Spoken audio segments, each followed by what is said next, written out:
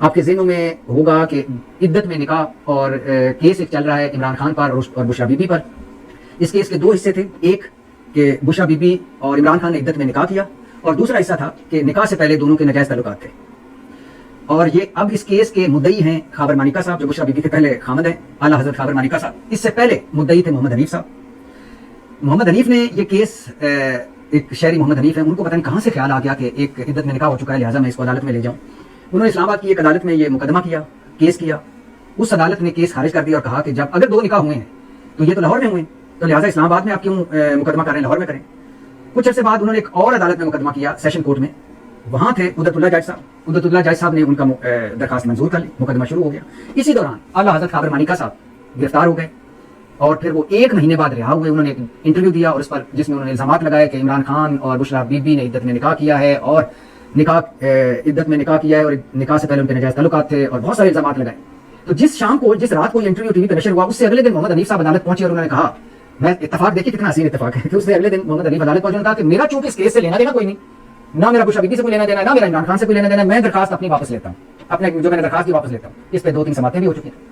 اب یہ محمد حنیف کو اچانک الہام اترا کہ میرا تو اس کیس سے لینا دینا کوئی نہیں. پہلے یہ الہام اترا تھا کہ نہیں تیرا اس کیس سے لینا دینا, درخواست دے. پھر الہام اترا کہ تیرا اس کیس سے لینا دینا کوئی نہیں. جج صاحب بھی بڑے مہربان تھے, انہوں نے کہا کہ ٹھیک ہے یہ لو درخواست اپنی واپس لے لو, کیس خارج. اتنا بھی نہ پوچھا کہ تیرا اگر اس کیس سے لینا دینا نہیں تھا تو تم نے میرا کیوں وقت ضائع کیا اور عدالت کا کیوں وقت ضائع کیا. اب اتفاق دیکھیے, ادھر سے محمد حنیف نے کیس واپس لیا, اور ادھر سے اگلے دن خاور مانیکا اسی عدالت میں آ گیا اور کہا کہ یہ میں درخواست دے رہا ہوں, میں چونکہ پہلا خامد تھا بشرا بی بی کا, میرا اس کیس سے لینا دینا ہے, لہٰذا اس کیس درج کریں. عمران خان نے عدت میں نکاح کیا اور نکاح سے پہلے ناجائز تعلقات تھے. اور اس سے مزے کی بات سنیے, محمد حنیف کے وکیل بھی وہی تھے جو بعد میں خاور مانیکا کے رضوان عباسی صاحب ہیں, وہ محمد حنیف کے بھی وکیل تھے جو کیس کر کے واپس لے چکے تھے, اور پھر خاور مانیکا کے بھی وہی وکیل ہوئے.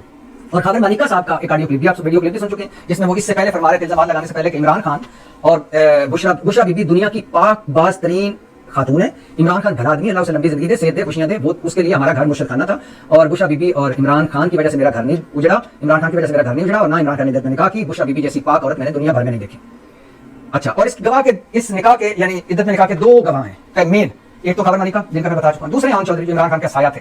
یہ میں تھوڑی تفصیل بتا رہا ہوں, معذرت چاہتا ہوں غور کرنے کے لیے, لیکن سن لیجیے گا. پھر اس کے بعد آج کی سماعت پہ آتے ہیں, اور بشرا بی بی نے یہ بنی گالا کیوں رکھا جا رہا ہے اس پہ آتے ہیں. دوسرے مفتی سعید, جن کے بارے میں انہوں نے دونوں نکاح پڑھائے, ان کا کہنا ہے.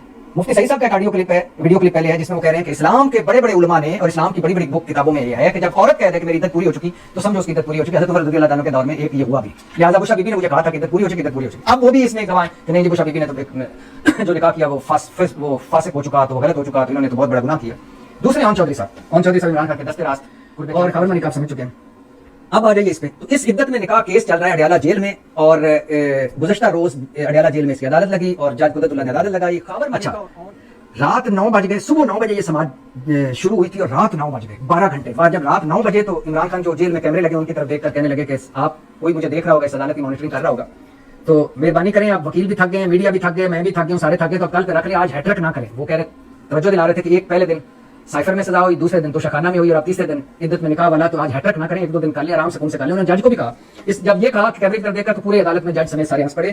عمران خان نے ایک موقع پہ جج کو بھی کہا کہ آپ کو اتنی جلدی کیا ہے ہیٹرک کرنے کی, ایک آرام سے کر لیں, کل پرسوں سزا آپ نے مجھے دینی ہے دے لیں.